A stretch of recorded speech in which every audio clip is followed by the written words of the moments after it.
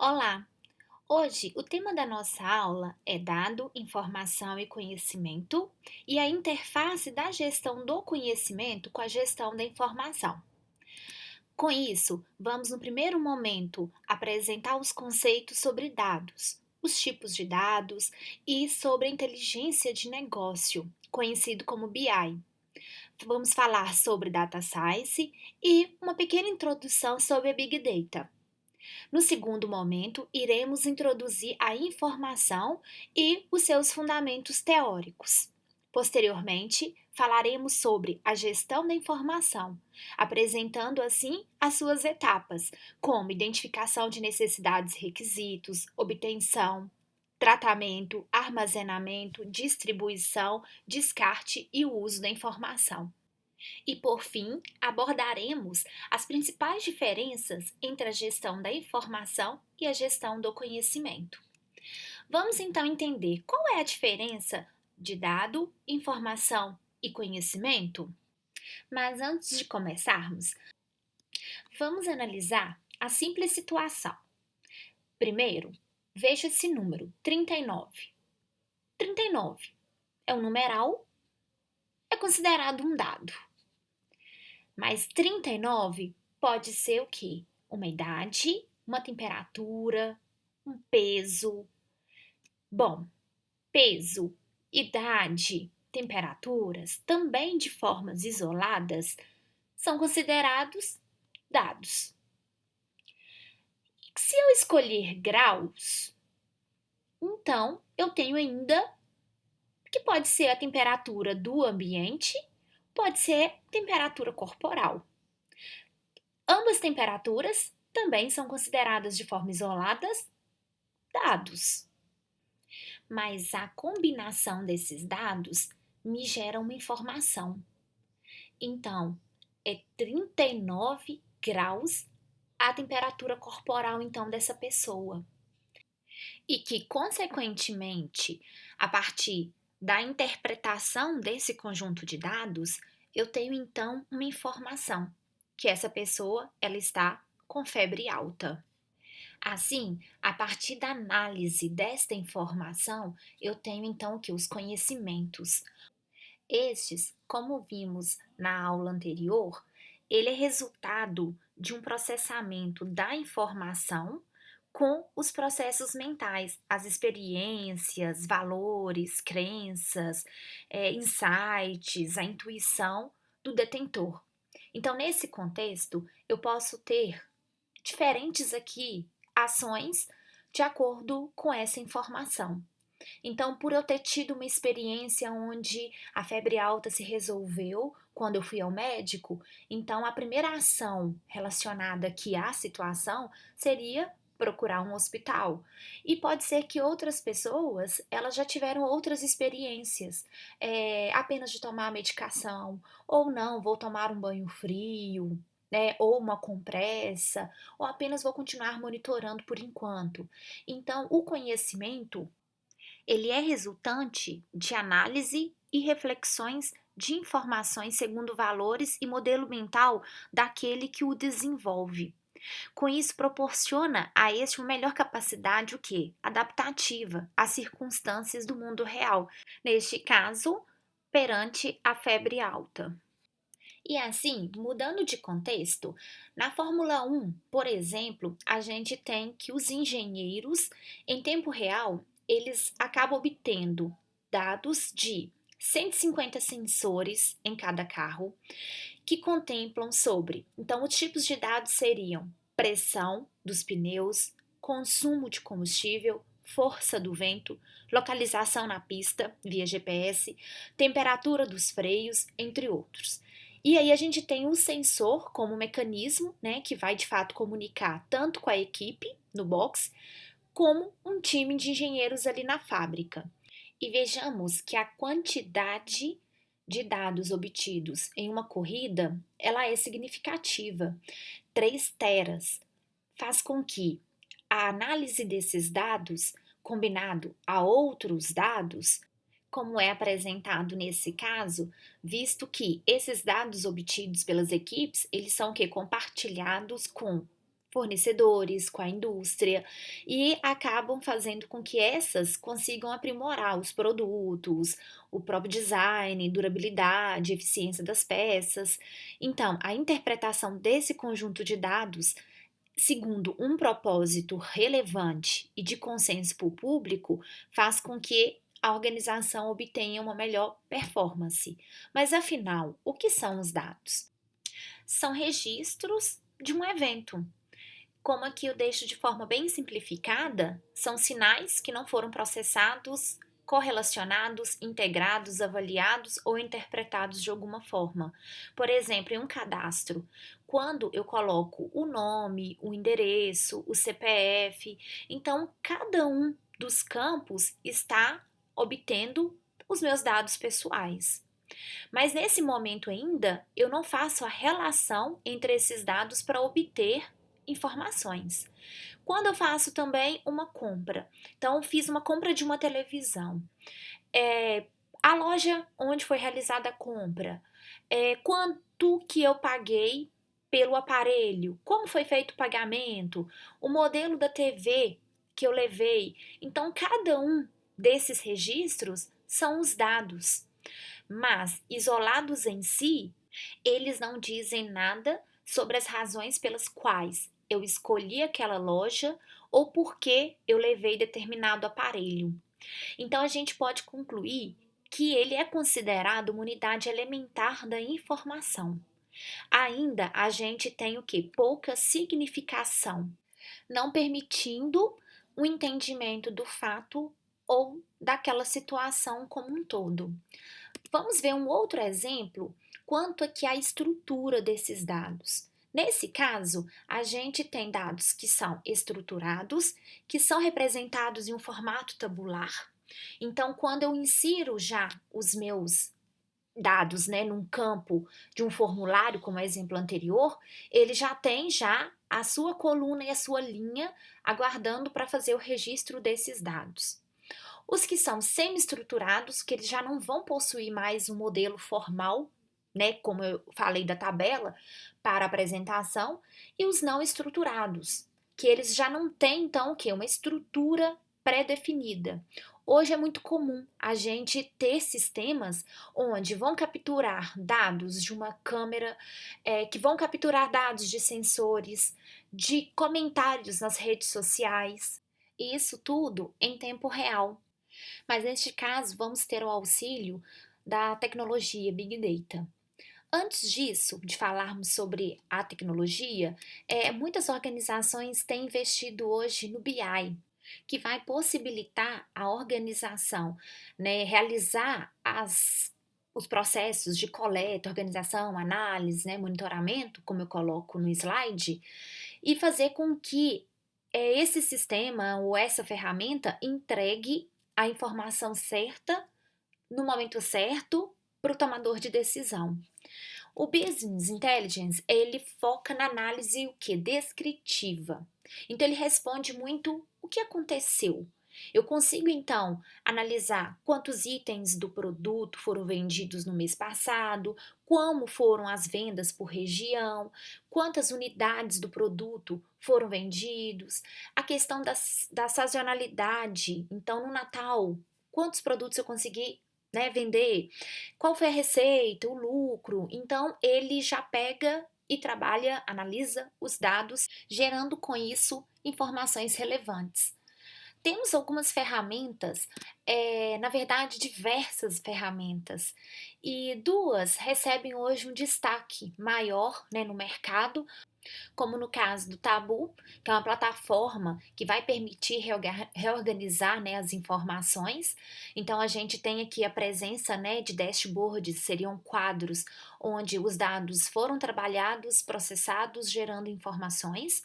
E o segundo caso, que seria o Power BI, que possibilita, né, também conectar nele da Microsoft e traz relatórios visuais, né, que os usuários eles acabam podendo colaborar, compartilhar e, né, enfim, gerar com isso ainda mais informações. Contudo, aqui a gente falou de análises descritivas e com os dados a gente pode trabalhar também uma abordagem mais preditiva. O que provavelmente acontecerá e uma abordagem prescritiva que o que deve ser feito caso isso aconteça. Então, os cientistas de dados, eles focam nesses dois tipos de análises, respondendo perguntas como: quantas unidades do produto X serão devolvidas no próximo mês? Qual será a receita e o lucro da empresa no próximo semestre?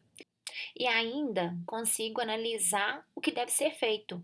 Então, muitas vezes, eu vou ter que aumentar em 25% as contratações para eu atingir a meta, contratar 50 novos representantes, né, comprar 8 mil unidades aqui do produto X para atender a demanda do próximo mês.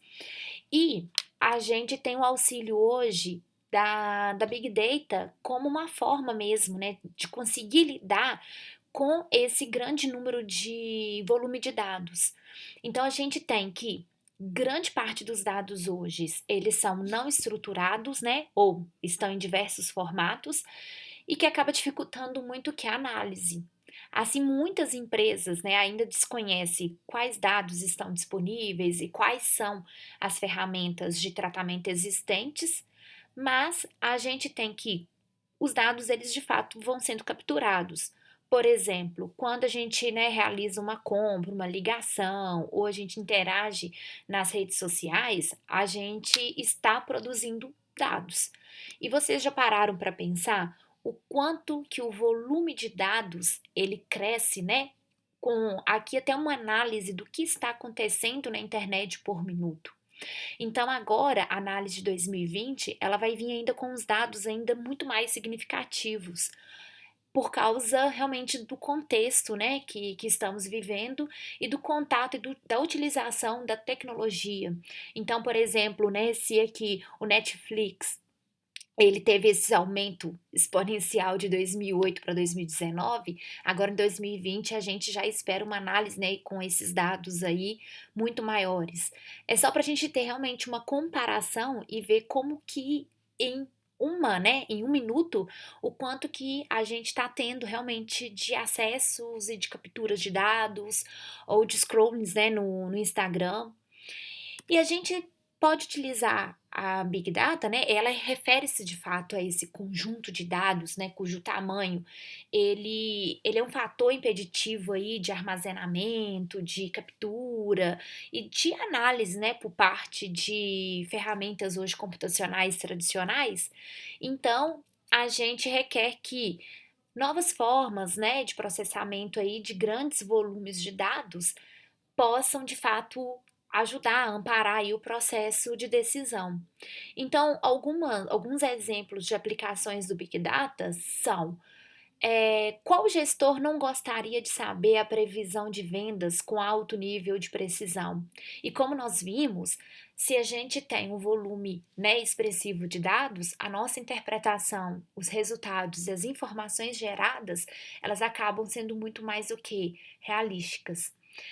Qual ganho que a gente, né, vai ter? Então, assim, o gestor, ele gostaria de saber qual a previsão ali, por meio, né, de séries temporais, acompanhando a evolução de uma determinada variável ao longo do tempo. Qual gestor não gostaria de saber qual a possibilidade de fraude no cartão de crédito ocorrendo nas próximas vendas ou no próximo mês? É tudo de fato que para agregar valor ao negócio e aumentar o desempenho. E aí, a gente já inseriu a informação, né, a partir de quando eu comecei a falar sobre o BI, então ali são os dados de fato já sendo trabalhados para gerar informação. Mas aí eu pergunto, afinal, o que seria a informação? Então, a gente tem aqui uma definição que as informações são dados com significado. A informação é considerada, né, os dados já processados e contextualizados, dotados de relevância. Então, quando a gente vê um dashboard, né, tanto ali no Tableau ou no Power BI, já temos, né, a agregação das unidades, né, que seriam os dados, e essa união faz com que a gente tenha acesso a uma informação completa. Por exemplo, se eu falar com vocês sobre o fato, um evento, né? chuva, chove. E aí eu falo com vocês que chove às 16 horas, né, o horário, e vou falar o local, em São Paulo. Então agora eu já consigo o quê? Através desse contexto, já desempenhar o que? Um diferencial. Então, assim, não está chovendo em qualquer lugar, isso pode implicar em trânsito, então a gente acaba tendo que já, né, buscando o processamento dessa informação que, consequentemente, possa, né, refletir aí em conhecimentos. Agora, antes até de falar sobre conhecimentos, quanto características essenciais assim que conferem valor à informação, ela tem valor uma vez que é um fator de apoio à decisão, ela reduz incertezas, diminui alguns riscos e elas, né, favorecem realmente a decisão naquele momento. É considerada, né, um fator de produção, um fator de sinergia mesmo, né, proporcionando ali, né, intercâmbio de ideias, e um fator determinante do comportamento. Nesse momento em que estamos, né, vivendo a pandemia, a informação da utilização da máscara, ela faz com que o comportamento da gente também se modifique. Mas para isso, precisamos ter uma informação que seja, né, realmente composta ali por dados coletados sem erros. Então a gente precisa ter confiança de fato, né, nessa informação. É uma informação que tenha utilidade, uma informação acessível, né, que seja de alguma forma já facilitada, né, por documentos e sistemas estruturados, que envolva o usuário potencial, que seja de alguma forma aplicada, né, diretamente para apoiar decisões, resolver problemas. E a última questão referente à raridade. Então, né, quanto mais rara ela for, mais valor possivelmente ela terá. E assim, a informação também ela pode apresentar tipologias. As mais conhecidas são as tipologias relacionadas aos níveis organizacionais. Assim, temos, né, as informações referentes ao nível operacional, gerencial e executivo. No nível aqui operacional, a gente tem as informações que vão possibilitar a execução de atividades e tarefas. Então, por exemplo, informações referentes a controle de estoque, do dia a dia da organização, né, como monitoramento ali das atividades diárias, informações referentes à contabilidade, sistemas de cobrança, pagamento de contas. Já no nível gerencial, nós temos as informações que servem de fato para monitorar e avaliar processos e subsidiar o planejamento, né, e decisões, visto que nesse nível os gestores eles vão analisar informações tanto internas quanto externas. Por exemplo, né, informações para analisar clientes, produtos, né, sobre relatórios mais analíticos. Já temos informações relacionadas a comparativo de desempenho da empresa por segmento, produtos, enfim. E por fim, temos no nível gerencial as informações também internas e externas que vão possibilitar monitorar e avaliar o desempenho. Então, são informações que apoiam, né, a alta diretoria ali, filtrando as informações fundamentais e que são altamente estratégicas. Desempenho de produtos, desempenho de mercado, dentre outras. Uma outra tipologia da informação é quanto à sua aplicação. Então, a gente tem dois tipos: a informação de atividade e a informação de convívio.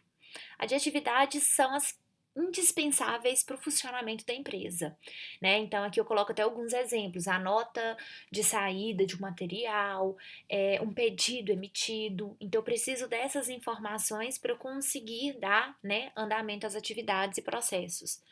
E no segundo, eu tenho informações, né, que vão estar muitas vezes no jornal ali interno, num relatório comercial ou uma ação publicitária, que ela possibilita ali os indivíduos, né, conviverem, influenciando muitas vezes até mesmo seu comportamento.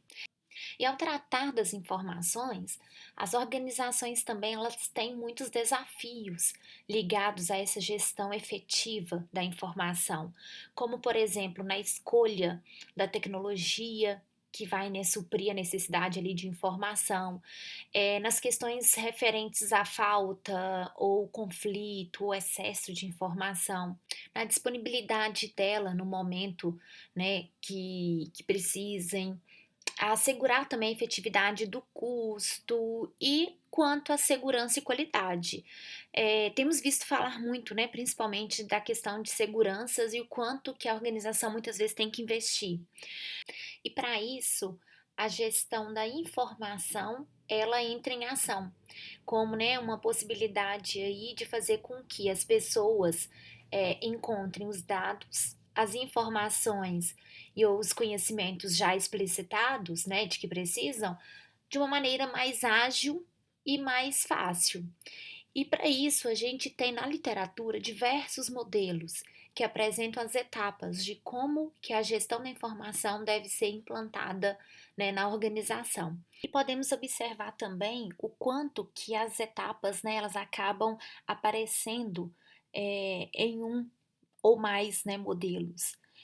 E a gente não vê especificamente na disciplina sobre os modelos e a gestão da informação, mas cabe entendermos o conceito e até mesmo algumas etapas para conseguirmos diferenciar a gestão do conhecimento dessa gestão e até mesmo entender que essa gestão ela serve como um alicerce, que muito do conhecimento que vai ser explicitado na gestão do conhecimento vai utilizar ferramentas e práticas da gestão da informação. Com isso, aqui escolho o modelo de Bill para conversarmos um pouco sobre essas etapas. Por exemplo, a primeira se refere à identificação de necessidades e requisitos. Então, nesse momento, a organização ela vai então identificar o que é de fato estratégico quanto informação para o seu negócio, se essa informação, né, ela está em grupos ou indivíduos, onde que se encontra, e até mesmo as informações que são relevantes do público externo. Nesse primeiro momento, há então uma observação das atividades gerenciais e algumas das perguntas que podem auxiliar seriam: de que fonte eu devo derivar as informações, né? O que constitui aqui uma informação-chave, entender mesmo sobre, né, as tarefas e conseguir identificar principalmente as necessidades informacionais do meu negócio. No segundo momento, eu vou identificar os documentos que são mais importantes para a gerência. E no terceiro, eu já faço um mapeamento da informação disponível. Então, nesse momento aqui, agora eu vou fazer uma descrição mesmo de todos os recursos informacionais que existem na minha organização, as suas fontes, localizações, né, unidades ali que são responsáveis, e faço também um mapeamento aqui para eu conseguir de alguma forma, obter uma agilidade na recuperação daquela informação, identificar uma escassez ali ou, né, redundância, informações elas estão duplicadas e aumenta, né, a percepção ali sobre o que eu tenho hoje quanto informação na minha organização. Além da gente conseguir, então, evitar, como eu falei anteriormente, algumas disfunções, que são consequências aqui indesejáveis, né, da informação estar dispersa, excessiva, como eu falei anteriormente, da duplicidade ou informações divergentes. Então, isso acaba fazendo com que a gestão, a informação, ela já perca o valor dentro, né, do contexto organizacional. Para tanto também, eu coloco para vocês uma sugestão de leitura do artigo Mapeamento de Informações Organizacionais na Embrapa. O artigo ele trabalha conceitos de arquitetura da informação, de representação por meio de metadados ali, de classificação da informação, e ele constrói um mapa que indica aos membros, né, da empresa onde se encontram tipos específicos de informação. No artigo, então, eles analisam 63 relatórios para a construção desse mapa, respondendo algumas questões como quais informações estão duplicadas na organização e onde elas se encontram, quais relatórios têm excesso de informações, quem pode ter acesso a determinada informação, quais são os processos de negócios apoiados por um determinado sistema de informação, dentre outras.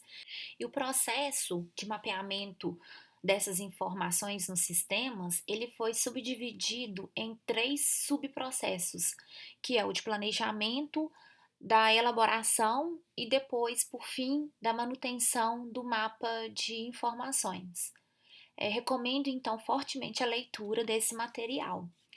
Posteriormente, vamos para a fase de obtenção das informações, que é uma etapa relacionada ao desenvolvimento, né, de atividades ali de criação, recepção ou captura da informação provenientes de fontes. Essas, né, podem ser internas e ou externas, em qualquer mídia ou formato. E cabe ressaltar também que, na maioria dos casos, essa atividade ela não é pontual, ou seja, precisa repetir-se para alimentar os processos da empresa. E quando falamos em obtenção, temos também alguns fatores, como a definição de fontes de informações confiáveis, qual será o formato dos dados, né, e das informações que vão ser coletadas, e também dos critérios ali que vão ser usados para combinar ou separar registros informacionais. E quando falamos nessa coleta, ela, né, uma das fontes internas são os sistemas. E temos, na verdade, tipos de sistemas diferentes, atendendo às demandas referentes a cada nível, né, organizacional.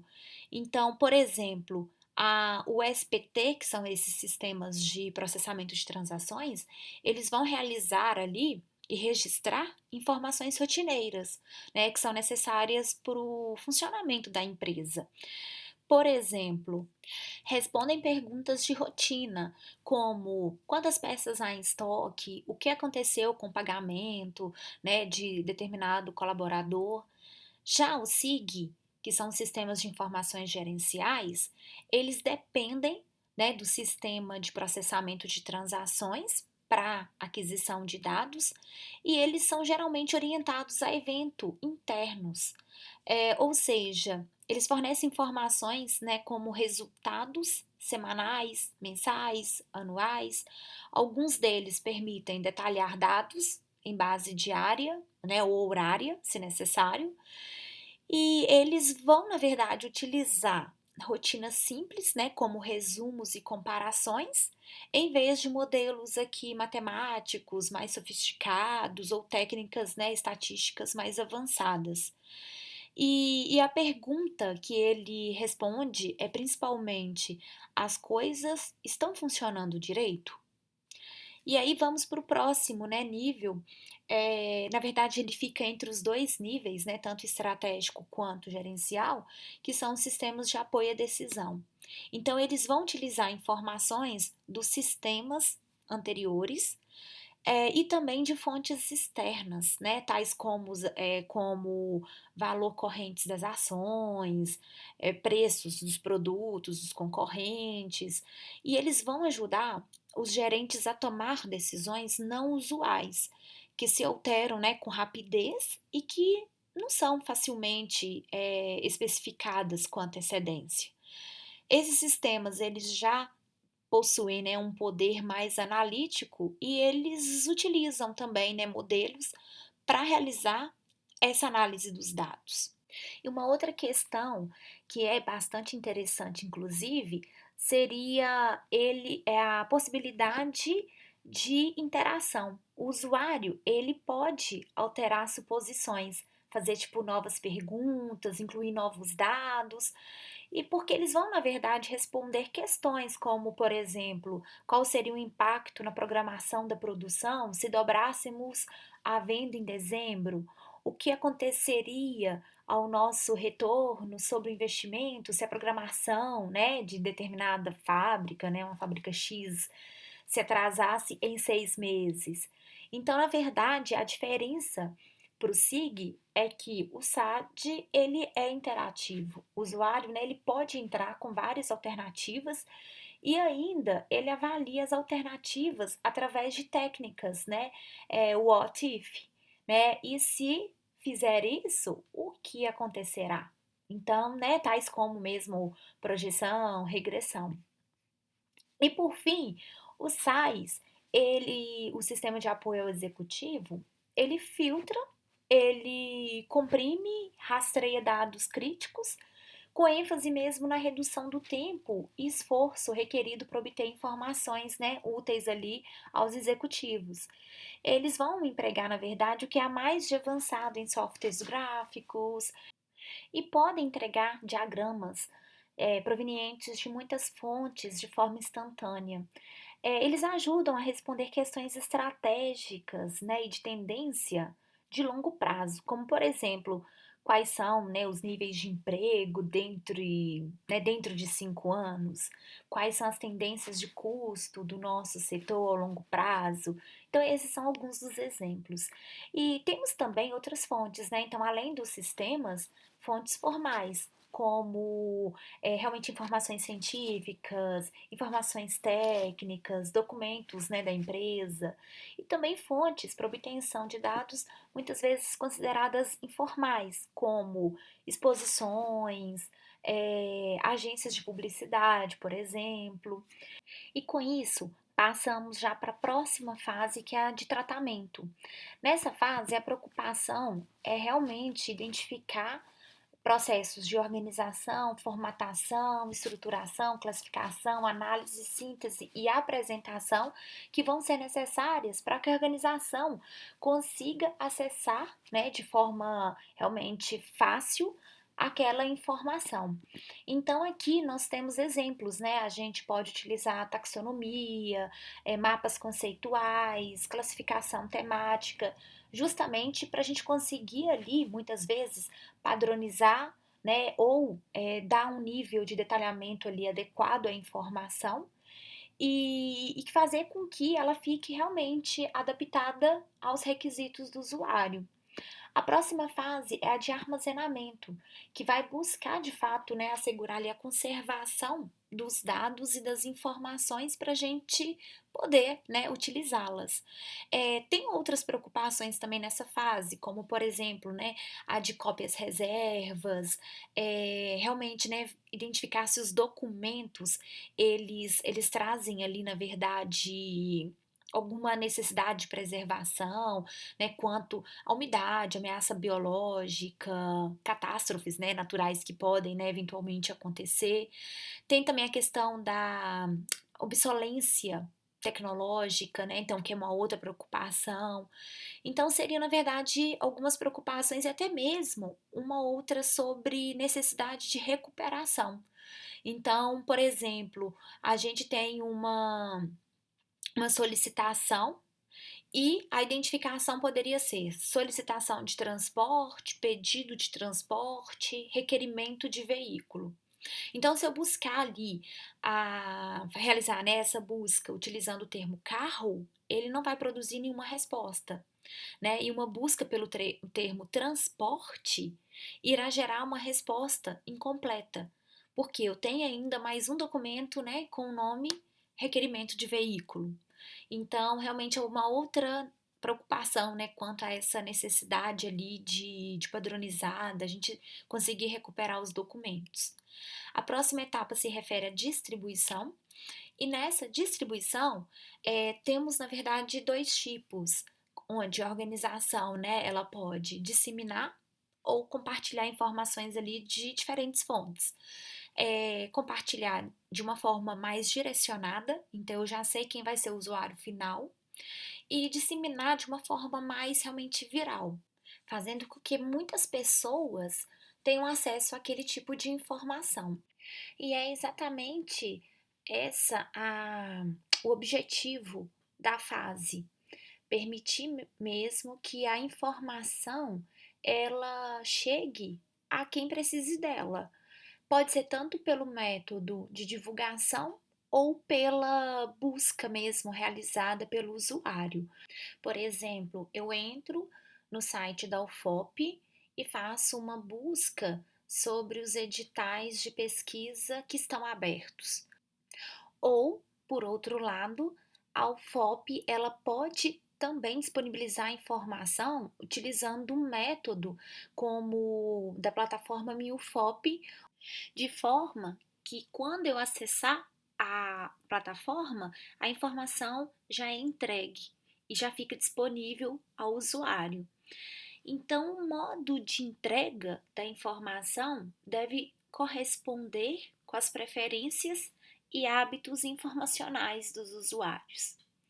Assim, vamos para a fase de uso, na qual a informação ela é utilizada para resolver algum tipo de problema, utilizada na tomada de decisões e na criação de significados. Por fim, temos a etapa de descarte, que é uma etapa na qual a informação ela vai ser destruída, uma vez que ela não apresenta mais utilidade. Só que essa destruição ela precisa ser feita de maneira consciente. Temos casos, por exemplo, de vazamento eletrônico de dados, mergulho no lixo, recuperação de dados por meio de software ou de hardware.